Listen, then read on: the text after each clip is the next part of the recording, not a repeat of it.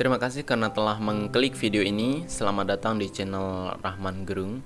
Di video kali ini saya akan membahas bagaimana bisa terjadi gempa bumi, khususnya kabar mengenai megatrust atau gempa bumi yang akan terjadi di Pulau Jawa.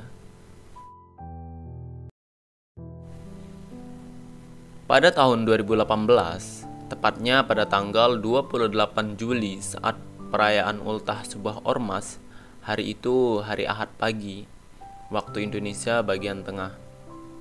Saat itulah pertama kali saya mengalami gempa besar dan terparah pertama kali. Namun masyarakat NTB yang tidak mengalami atau daerah yang tidak terlalu terkena dampak gempa masih santai-santai saja. Malah lebih ngeselinnya, teman-teman saya masih menganggap gempa besar itu sebagai candaan saja. Contohnya, ada teman saya yang membuat status kayak gini: belajarlah dari gempa, karena tidak semua goyangan itu enak. Wih, kan kampret ya. Padahal dia nggak tahu aja bahwa gempa besar itu adalah opening gempa-gempa yang akan terjadi selanjutnya. Tahun-tahun sebelumnya sebenarnya sudah mengalami gempa-gempa kecil yang tidak terlalu menakutkan, dan saya santai-santai saja menghadapinya.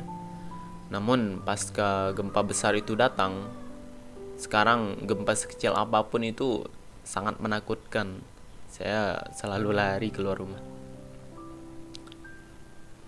Dan kenapa ada ancaman gempa megatrust atau kabar bahwa akan terjadi gempa megatrust di Pulau Jawa?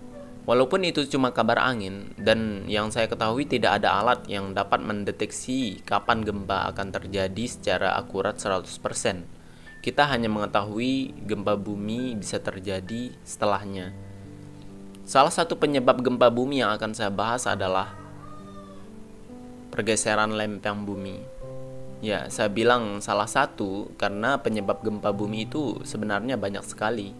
Misalnya ada meteor yang jatuh, jika menghantam tanah itu bisa menyebabkan gempa bumi.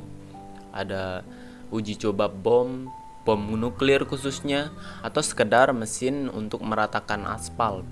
Pertama kali kita akan belajar tentang daratan, pulau atau benua. Kita mengenal beginilah bentuk benua atau permukaan bumi.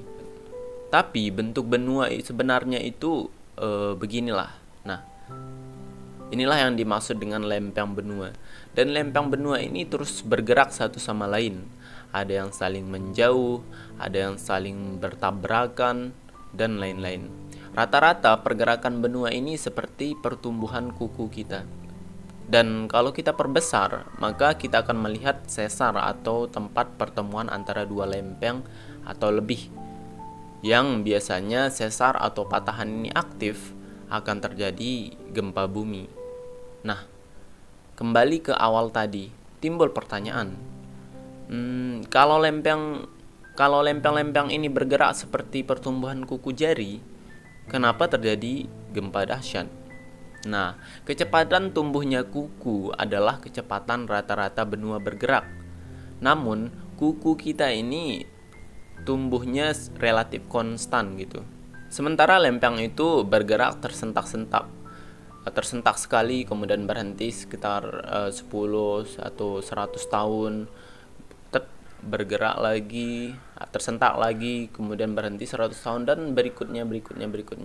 Nah, jeda antara sentakan ini merupakan proses pengumpulan energi begitu.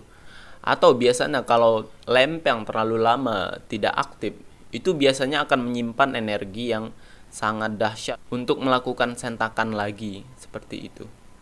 Dan demikian seterusnya. Barangkali Anda kini mulai bertanya-tanya, sebenarnya apa gempa itu? Nah, betul, gempa itu adalah apa yang kita rasakan ketika salah satu sentakan itu terjadi.